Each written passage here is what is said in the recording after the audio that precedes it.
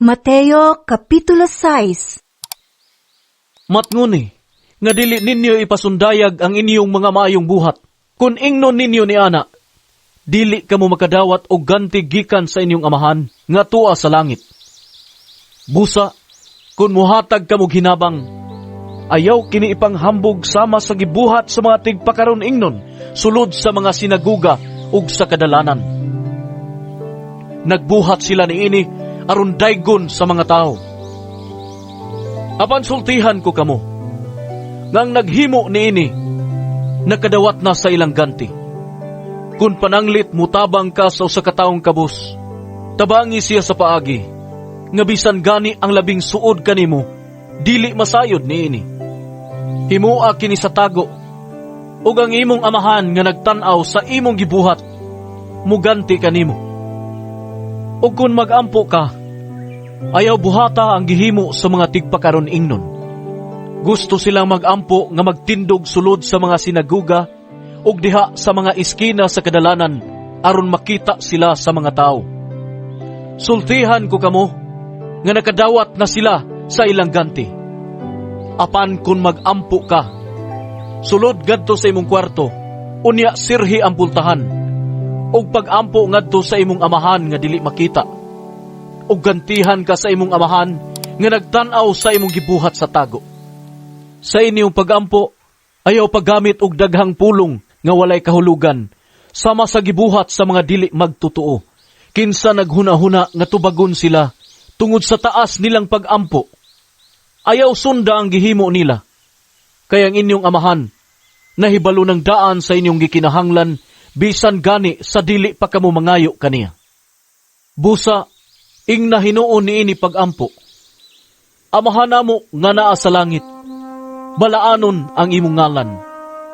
Maghari ka kanamo, ug tumanon ang imong pagbuot, dinhi sa yuta, sama nga gituman kini didto sa langit. Ihatag kanamo ang pagkaon nga among gikinahanglan karong adlaw. Ug pasaylua kami sa among mga sala, sama nga kami nagpasaylo sa mga nakasala kanamo. Ayaw kami itugyan sa pagsulay. Luwas sa hinuon kami gikan sa dautan. Kay imo ang gingharian, ang gahom ug ang himaya, hangtod sa kahangturan. Kay kun inyong pasayloon ang nakasala kaninyo, pasayloon usab kamo sa inyong amahan nga atua sa langit. Apan kun dili ninyo sila pasayloon, dili usab kamo pasayloon sa inyong amahan nga atua sa langit. Sa inyong pagpuasa, ayaw ipakita nga nagsubo kamo, sama sa gibuhat sa mga tigpakaaron ingnon. Gipasundayag nila ang gutom nilang panagway, aron mailhan gayod nga nagpuasa sila. Sultihan ko kamo, nga nakadawat na sila sa ilang ganti. Kung magpuasa ka, panghilamos ug panudlay, aron walay mahibalo nga nagpuasa ka, gawa sa imong amahan nga dili makita, kinsa nagtan-aw sa imong gibuhat sa tago, o gantihan kaniya. Ayaw kamo pagtigom og mga bahandi alang sa inyong kaugalingon dinhi sa yuta, kay tay-an lamang kini, ug kutkuton sa anay o kawaton usab sa mga kawatan. Pagtigom hinuon og mga bahandi alang sa inyong kaugalingon didto sa langit, diin walay taya ug anay nga magakutkot niini, ug walay mga kawatan nga makakawat niini. Kay hain gani ang inyong bahandi, atua usab didto ang inyong kasing-kasing. Ang mata mao'y suga sa lawas. Kung maayo ang imong mata, malukop sa kahayag ang tibuok mong lawas. Apan kung dautan ang imong mata, malukop sa kangit-ngit ang imong lawas. Busa, kung ang kahayag nga naa kanimo, kangit-ngit di ay, unsa na lang kaha ang imong kangit-ngit. Dili mahimo ngang usa ka tawo magpaulipon sa duha ka agalon, kay mahitabo gayud nga iyang dumtan ang usa ug ang usa iyang higugmaon, uunungan niya ang usa ug ang usa iyang tamayon. Dili kamo makapaulipon sa Dios ug sa salapi. Tungod niini sultihan ko kamo, ayaw kabalaka unsa inyong kanon ug imnon aron kamo mabuhi o sa inyong ibiste?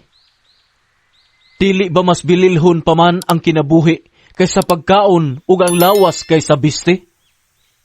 Tanawa ang mga langgam.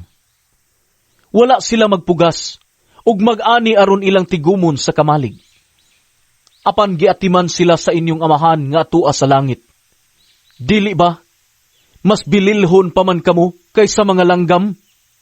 Kinsa man kaninyo ang makadugang sa gitas-on sa inyong kinabuhi, pinaagi sa pagkabalaka. Ug nganong mabalaka man kamo sa inyong ibiste? Tanawa giun sa pagtubo sa mga bulak sa kaumahan. Wala sila maghago aron makabiste.